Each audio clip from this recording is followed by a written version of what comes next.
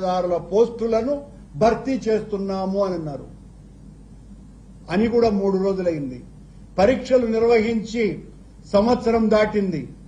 దీనిలో వేదాలే తెలియనటువంటి వేద పరిచయాలు కూడా తక్కువ ఉన్నటువంటి ఆనాడు డిపిపి సెక్రటరీగా ఉన్న రఘునాథ్,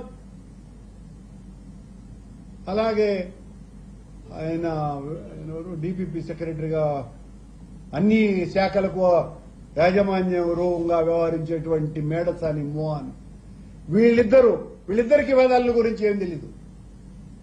కాకపోతే మోహన్ గారు తెలుగులో వేదాలు చదివి ఉంటాడు. వేదార్థం అనేది వేరే. ఋగ్వేదం ఎలా చేయాలి, యజుర్వేదం ఎలా చేయాలి, అథర్వణ వేదం ఎలా చేయాలి, సామవేదానికి సంబంధించి ఎంపికలు ఎలా జరగాలి అన్నటువంటి విషయంలో ఏమాత్రము కూడా పరిజ్ఞానము లేనటువంటి వీళ్ళిద్దరి ఆధ్వర్యంలో 700 వేద పారాయణదారుల ఉద్యోగాలు జరిగి ఇప్పటి వరకు ఆ రోజున మేము జగన్మోహన్ రెడ్డి గారు హిందూ ధర్మాన్ని లోక విదితం బ్రహ్మాండంగా జరపాలన్నటువంటి ఒక గొప్ప సదాశయంతో రాష్ట్ర వ్యాప్తంగా వేద పారాయణదారులని టీటీడీ ఆధ్వర్యంలో నియమించాలని ఆ రోజున 700 పోస్టులకు మేము ఆయన అనుమతి ఇవ్వటం జరిగింది. మా ప్రభుత్వం పోయిన తరువాత ఆ 700 వేద పారాయణదారుల ఉద్యోగ నియామకాలు అవినీతి పరులకు ఆదాయ వనరుగా మారింది, అవినీతి కొండగా మారింది.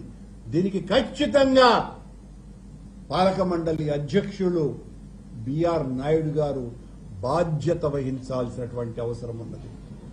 ఎదురుదాడి చేయటం మూలంగా ప్రయోజనం లేదు. మీరు ఎదురుదాడి చేస్తే మేము మరింతగా వివరంగా వివరించాల్సి వస్తుంది విషయాలన్నీ కూడా.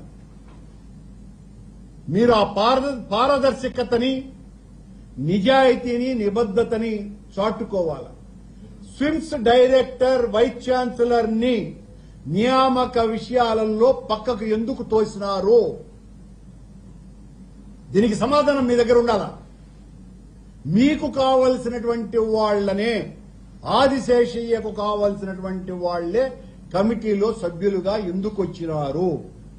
గ్రూప్ 2 స్థాయి ఉద్యోగస్తులకి ఎగ్జామ్స్ లో మెరిట్ ప్రకారము ఎంపిక చేయకుండా ఇంటర్వ్యూలు కూడా నిర్వహిస్తాము అని ఎందుకు ప్రకటించినారు?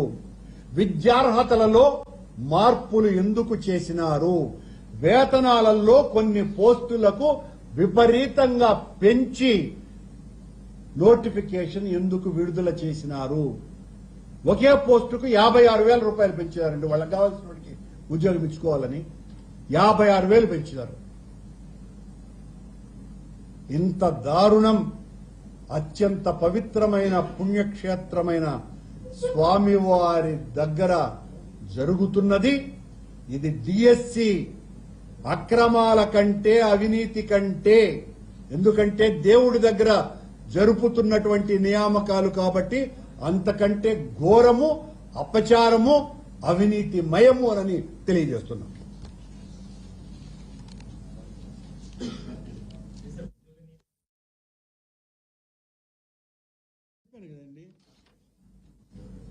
లోకమంతా కూడా కూస్తుంది.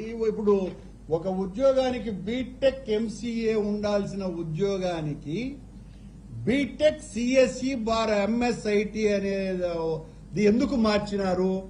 ఈ వ్యక్తికి ఉద్యోగం ఇవ్వబోతున్నారు. మళ్ళా చెప్తాను అయిపోయిన తర్వాత. 56,000 ఒక జీతం పెంచినారు ఎందుకు? అలాగే మీరు ఆరోపణలు అంటున్నారే, గ్రూప్ 2 ఉద్యోగ స్థాయి ఉద్యోగాలకు ఇంటర్వ్యూలు ఎందుకు కండక్ట్ చేయాలా? అత్యున్నతమైనటువంటి ప్రమాణాలతో ఐఐటి లాంటి సంస్థలు లేదా ఎన్టీఆర్ విశ్వవిద్యాలయం ఇలాంటి సంస్థలతో కదా ఎగ్జామ్స్ నిర్వహింపజేయాలా? వాళ్లు కదా ప్రశ్నపత్రం తయారు చేయాలా? ఆదిశేషయ్య ఆయన కమిటీ కూర్చొనేసి ప్రశ్నపత్రాలు తయారు చేసేసి ముందే అభ్యర్థులకు ఇచ్చేసి, అవునండి యూనివర్సిటీనే. అంటే సహజంగా మనం ఎగ్జామ్ జరుగుతున్నప్పుడు ఇతరులకు చేత నిర్వహించటం అన్నది ఆనవాయితీ కదా. అలాంటిదేం జరగలే ఇక్కడ. పారామెడికల్ వీటిలో పోస్టులకు సంబంధించి ఐఐటి వీళ్ళ కదా జరపాలా, ఐఎస్బి వీళ్ళ చేత కదా చేయించాలా, మరేం లేదే.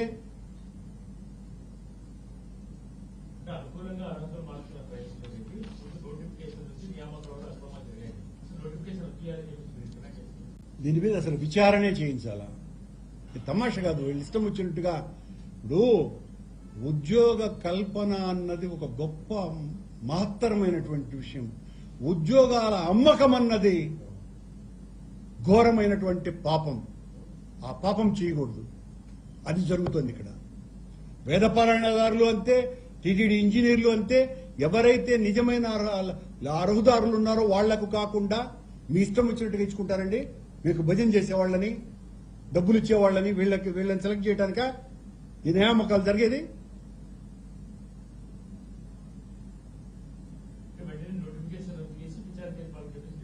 ఖచ్చితంగా జరపాలండి. ఖచ్చితంగా చేయాలి. ఎగ్జామ్